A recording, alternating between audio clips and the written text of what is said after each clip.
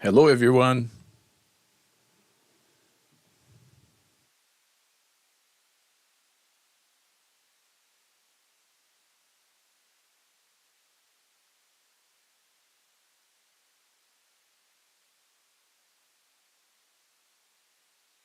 Hello, everyone.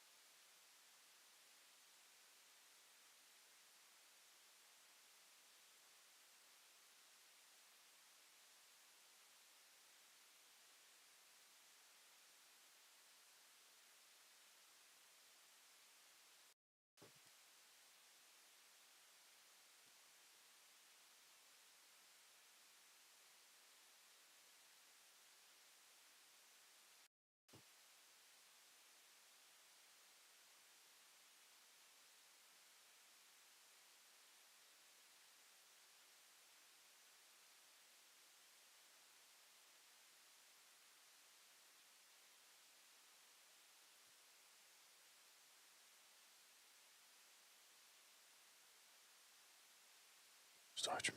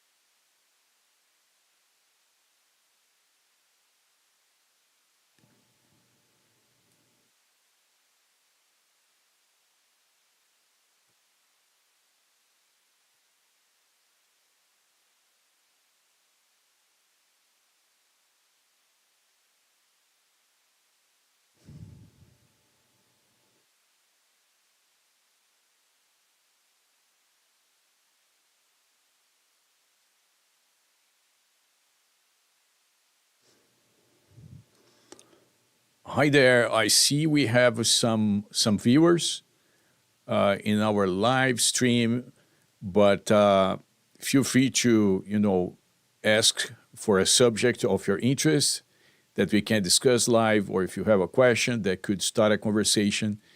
You know, any question is helpful. Like if you think it's maybe a silly question, I guarantee that there are many other people with the same question. So please feel free to share, and we're going to be happy to expand the subject.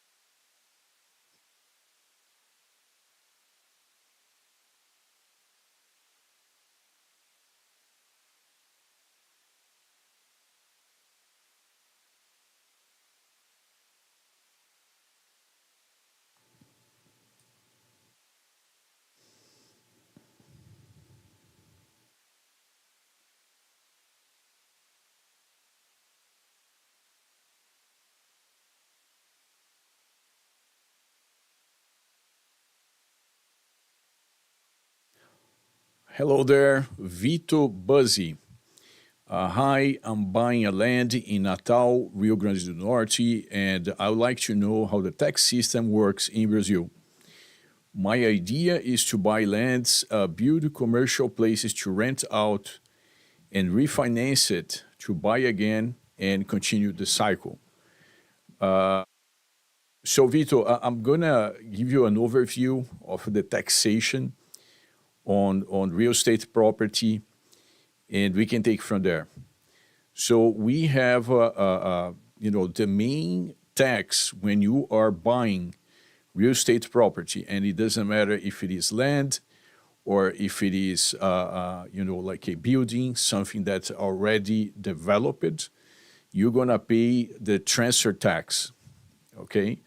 And the transfer tax is gonna be usually between 2 and 3% of the selling price.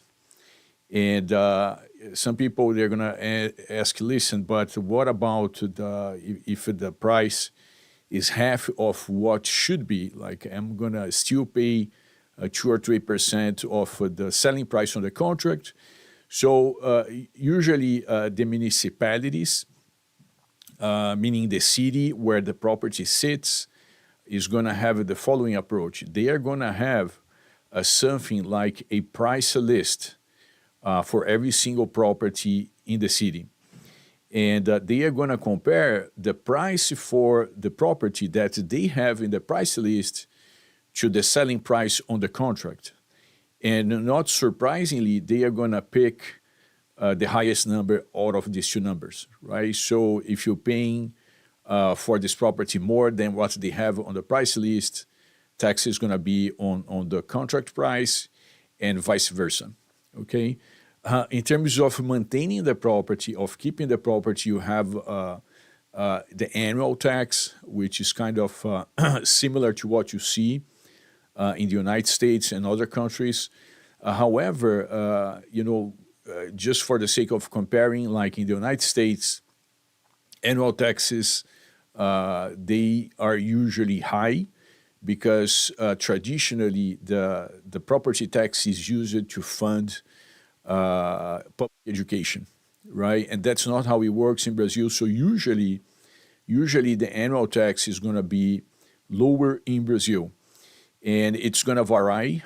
Some cities, they are going to have something like a progressive rate, meaning that the more the property is valued, the higher is going to be the percentage points, and the lower the value for the property, the lower in terms of percentage points.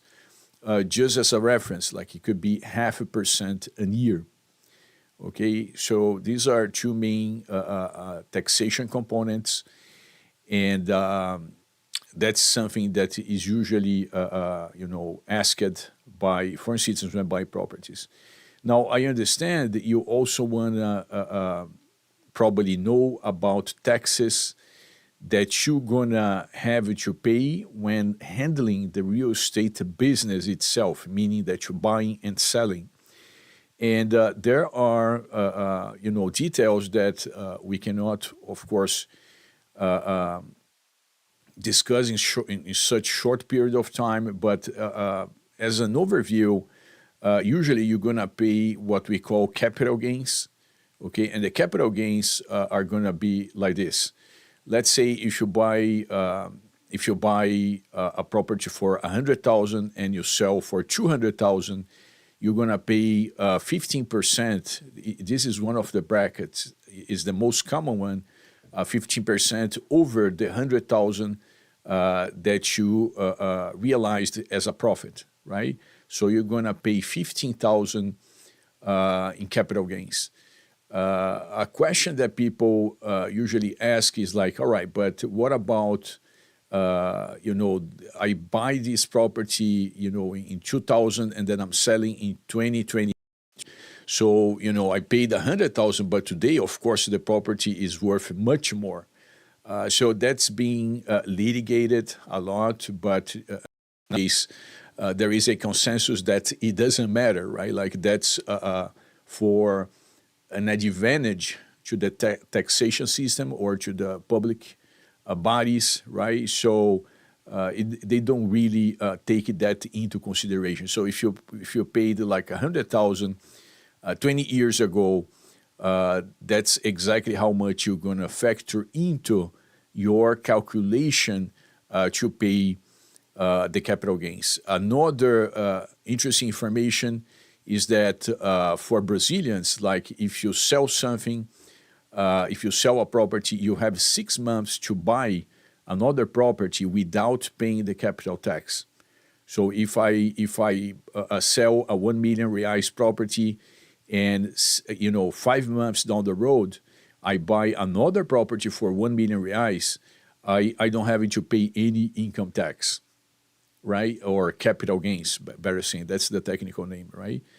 However, foreign citizens that are not residents, like legal residents in Brazil, they are going to need to pay the capital gains on the closing, okay? Because the concern from the Brazilian government is that, like if you are a foreign citizen, you don't really have roots in the country, and therefore you could basically, just live in the country and they don't have anyone to go after.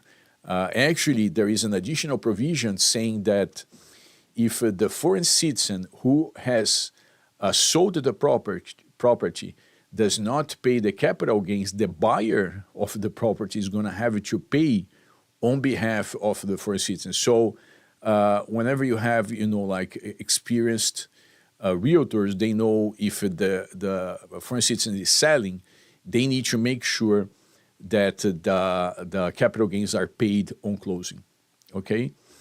Another question from Victor, for example, I need info about taxes to pay or the possibility of not paying any taxes if I live by rent. In terms of, I'm not sure, maybe here you're talking about personal taxation, and Brazil has, different rules addressing foreign citizens. But in a nutshell, it's going to work like this. If you are a permanent resident in Brazil, you're going to be if you are a legal resident in Brazil, you are also a tax resident, meaning that you have to file your taxes every year, right? And not only that, if you are a tax resident, you need to declare your global income, okay? So that's a bit concerning. I understand, like you're paying taxes elsewhere, and now you're going to need to pay taxes in Brazil.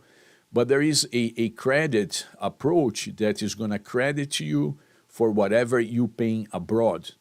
So let's say if you have, again, it's in a nutshell, right? I mean, the more accurate information you would be provided by a Brazilian tax attorney or a Brazilian CPA. But again, in a nutshell, in a very simplified manner, if you are paying a 20% tax bracket in the US, and if in Brazil you would pay a 15% tax bracket, Brazil would not charge you anything because what you're paying abroad exceeds of what you would pay in Brazil. Okay, so that's pretty much for the legal residents, okay? Now, if you are not a legal resident, right, if you're just visiting the country like three months every year, as long as you don't exceed 184 days in the country, you're not going to be a tax resident, right? Now, in your example here, you're saying if I live by rent, I assume you're renting out the properties that you built. And in this case, if you're not a tax resident, you still need to file taxes, but you're going to file taxes just for the income that you're getting in rental, okay? I hope it makes sense. We have another participant here. His name is Forrest. His nickname is Forrest.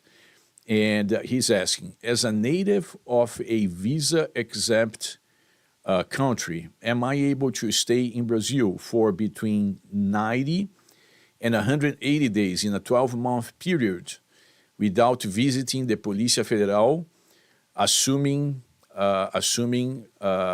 each trip to Brazil is under 90 days? Okay, so we actually have a couple of videos recorded on that front, And there is this misconception that each entry to Brazil is like it resets the clock or is going to be analyzed in a separate manner, and that's not how it works. The rule is like this: like you have only 90 days to stay in Brazil for a 12-month period. Okay, and this 12-month period, it doesn't start in January, it doesn't start in July, it doesn't start in December. It's a movable, right? Like it's a movable timeline, meaning that it is going to be triggered. Let's say the first time you enter Brazil. So if you are entering Brazil on December the 6th, that's when your calendar year is going to start. And you're going to have 90 days, right? So if you come into Brazil December the 6th and you stay for 90 days and then you leave the country, right? And then you come back a month later, your 90 days, it's already expired, right? You don't get an additional 90 days. So the correct approach would be for you to ask for an extension, because then you need more than 90 days in this type of 12-month period, right? So in your question here, you would need to visit the Polícia Federal, because that's exactly how you ask for an extension. There is a website. If you just type Google Translate, ask for a stay extension in Brazil, you're gonna find this page from the Polícia Federal, this website, and you can basically just enter the request over there. Everything is in Portuguese. I know it's annoying, everything immigration related. In the Brazilian government pages, everything is in Portuguese, and they do not offer a translation into English. So a workaround is for you to right-click on the website if you're using Chrome, and you can basically translate. Of course, it's going to be like a machine translation, but you can at least have a good grasp of the content. And most people are going to be able to get through the application extension by doing exactly that. And then you're going to receive like a payment coupon, which means you got to go to Banco do Brasil, all right? Unless you have a bank account with Banco do Brasil, and you pay this boleto, like we say in Portuguese, and then you can attend the interview. An interesting thing, it's something new that's going on. Traditionally, the 90-day extension would be almost like a rubber stamping thing, right? Meaning you just go over there and say, listen, I want to stay additional 90 days, right? We even joke in our videos about this, that we say, you don't need to tell any sad stories. They're going to basically rubber stamp your 90-day extension. However, in the last month or so, we had two separate occasions in which the applicant for the extension said that the immigration gave them a hard time, right? Like asking, all right, but why are you asking for an extension? What happened for you to ask an extension? So it looks like there was a presumption that you should have some type of reason to get the 90-day extension. And so it's not exactly rubber stamping anymore. So on the other side, traditionally, there is a substantial discrepancy in terms of procedures when it comes to immigration in Brazil. I'm going to give you another take on your question, right? Like it's very possible that you stay for 90 days, you travel for a month outside of the country, and when you come back, nobody tells you anything.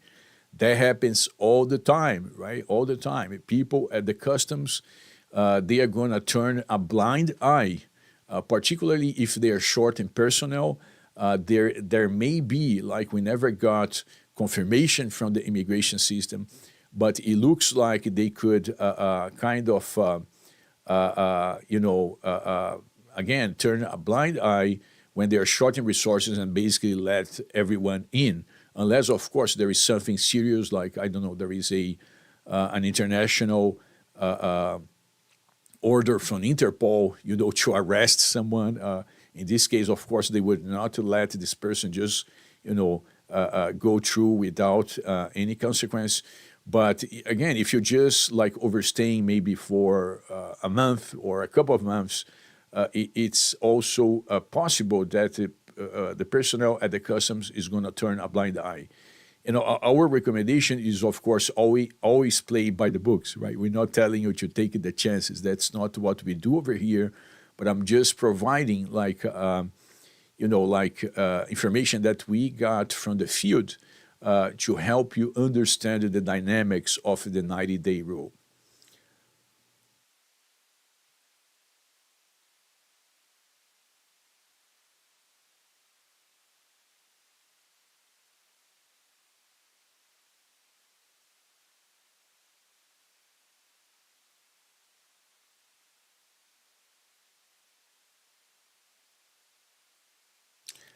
All right, there's a follow-up question from Vito Buzzi. So if I decided to open a business in Brazil as a non-resident with a resident as a business partner, can I build a strategy like that that I could do in the USA to buy lands and build commercial places too? I understand your question. You are asking like if you can have a business as a developer. You would be a non-resident, but you would partner up with a Brazilian resident to handle, to help you with the business. And yes, that's actually feasible. And we happen to have clients who do exactly that. They are, they are professionals and they've been working, on international development for decades. Something that I don't think most foreign citizens understand is the level of complexity and red tape that we have in Brazil. So I'm going to give an example, right? Like we handle, as you may notice by the questions we have, we handle a lot of immigration procedures in Brazil. And there is an immigration track for foreign citizens to secure residency in Brazil by investing into a company. And we are not providing the service. We actually never provided, and we don't have plans to provide such service because we think that this is a bad choice for most foreign citizens, particularly foreign citizens coming from developed countries, right? Such as the US, the UK, European countries, Japan, and so on. And the reason is they come from countries where there is a healthy environment for business people to make money. And unfortunately, Brazil is not for everyone, right? If you want to understand more about what I'm talking about, you can run a search on Google, why Walmart, right? Like the giant supermarket chain, why Walmart has left Brazil. And you're going to read there are articles in Portuguese, there are articles in English. It is a huge case study, right? Because they came into Brazil, they spent literally billions of dollars. They also lost billions of dollars. And mostly because of the fake labor lawsuits, they decided to leave the country. They said, listen, if I need to go through this kind of thing, like I would rather not make any money in Brazil. And they left Brazil entirely, right? Now, on the other side, just to show, of course, both sides of this coin, there are a bunch of U.S. business from Europe, particularly from France.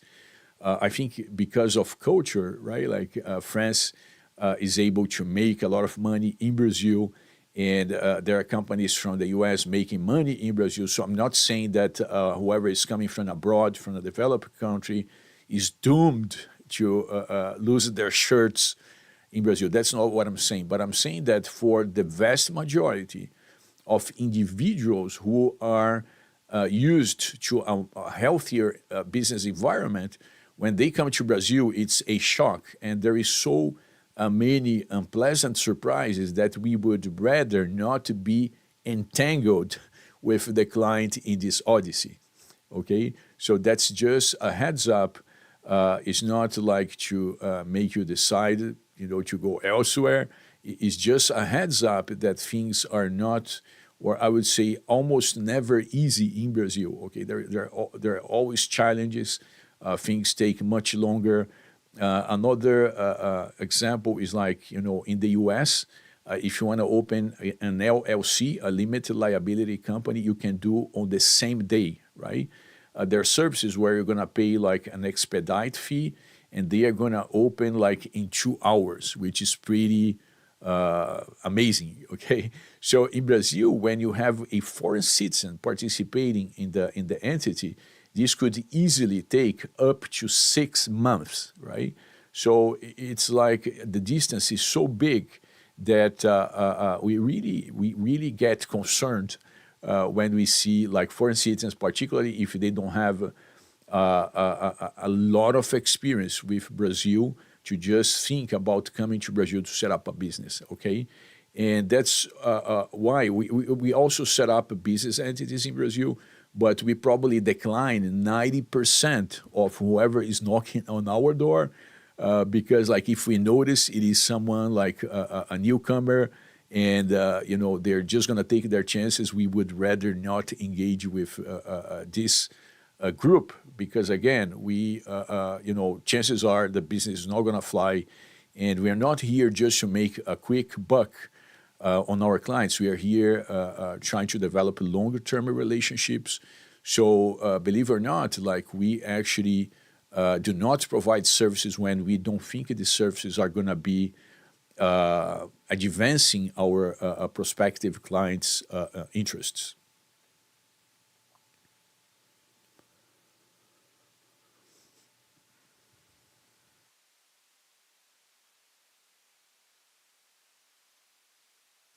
All right, we have a follow-up question from Forrest.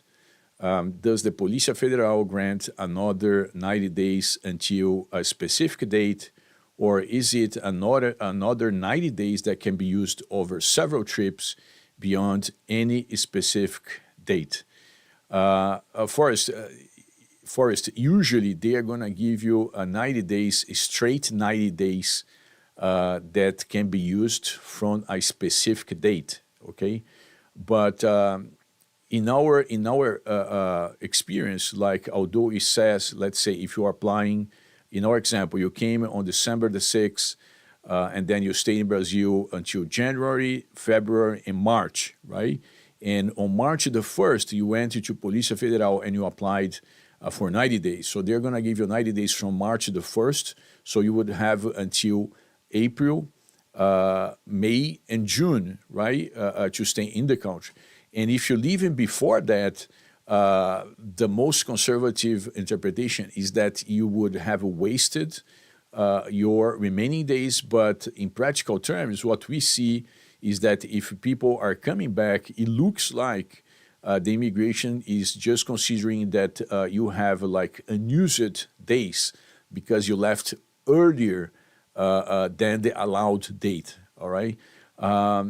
We never had a chance to review the immigration system, if they do some calculation for the agents.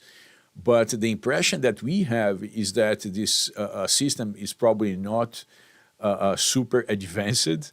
And it looks like whenever a person at the customs, like if they are unable to tell right off the bat that you are overstaying, they are going to choose to err, to your advantage, meaning, like if there is a gray zone, which could be exactly this example you gave, I would assume they would rather say, well, he had like 15 days or a month as a balance from his last extension request, so I'm going to let him in, and this is going to count as allowance for his new stay. Okay, but there is no information out there. Most of this information we share in our content, in our videos, and over here is based on field experience.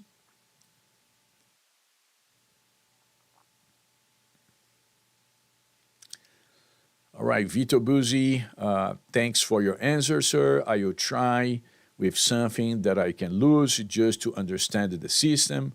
You'll be an experience anyway. Yes, Vito, that's a great take on it, to be positive and try with something that if you lose is not going to hurt you. It sounds like a very smart approach. And after you have learned the ropes, then you can probably increase your investments once you see that you can handle all the red tape and bureaucracy in Brazil. Great take on that, Vito.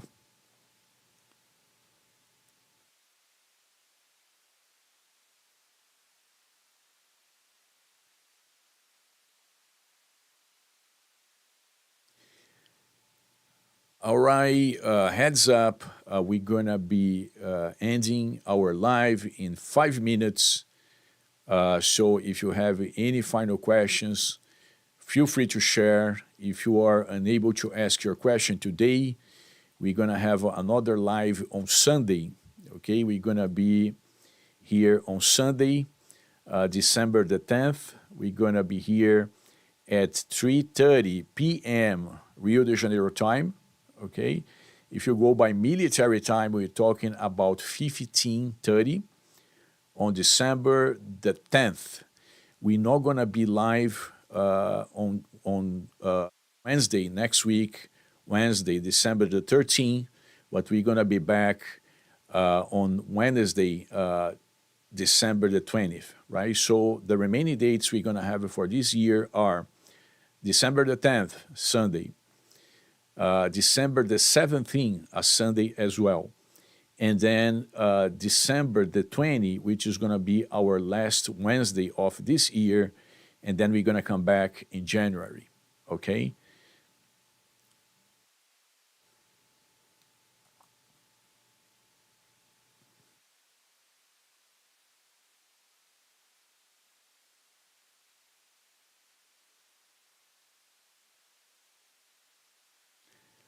All right, just a few minutes to finish up our live stream. Any final questions?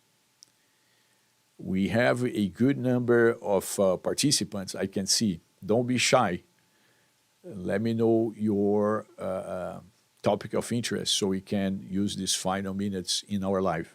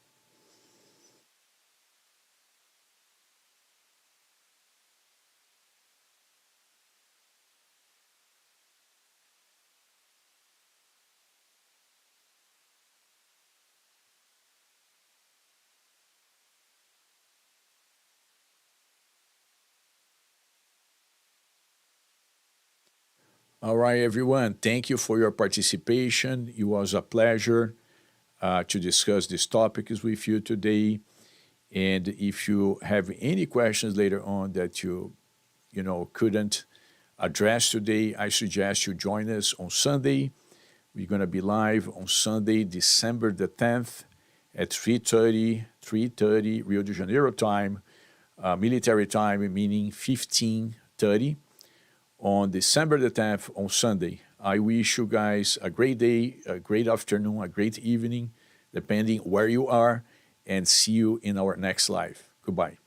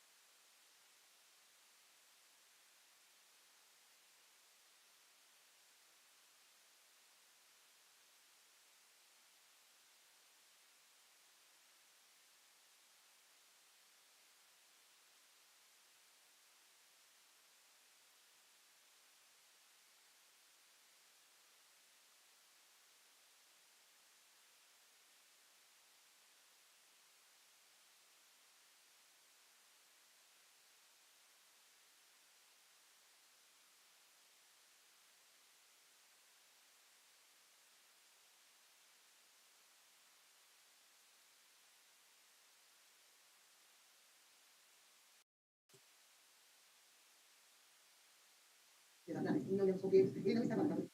Mas a gente foi lá na prefeitura dele, mostrou, e nós fizemos avaliações em coqueiros grandes. Esse é um só que é bem robusto, bem gordo, inclusive. Um almoço, ela tem 10 lá pra ver. Aí eu dei a resposta, porque eu consegui falar que estava fora e não dava ver. Aí falou que esse coqueiro lá, são coqueiros fantasmas, sabe? Cada um vai sair por volta de R$ 400. Aí a gente combinou de amanhã, mais tarde depois de amanhã, não tinha de nada, assim, né? Porque não aguenta ali, né? Bom, então, se Deus quiser, a gente vai resolver isso, né? Beijo, meu.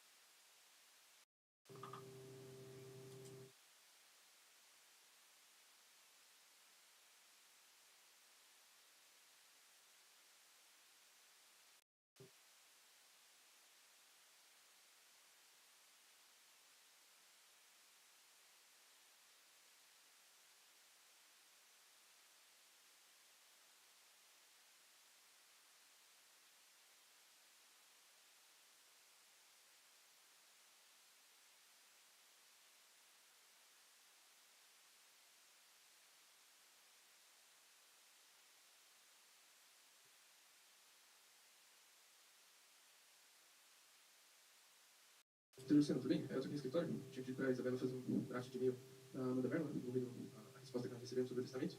E em relação à universidade, eu fui um pouco surpreso, eles passaram na sala dizendo que, para quem ainda não tivesse feito a matrícula com desconto, que era melhor ir pessoalmente ali na central da aluno, né, que importar o valor pela internet, o meu estava sobrecarregado, enfim, todo aquele problema habitual.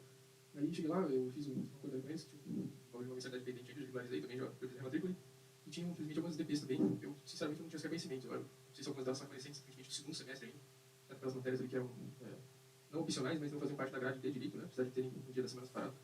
E parece que outras duas ainda foram no período aí da pandemia também do mesmo tipo de matéria, mas enfim, foi regularizado e eu vou tocando outros casos. A gente vai ter algumas atualizações importantes hoje. O documento da Brianna e do Richard, né? Estavam previstos para chegarem hoje ao pessoal da Remax, então eu vou pedir a confirmação deles também.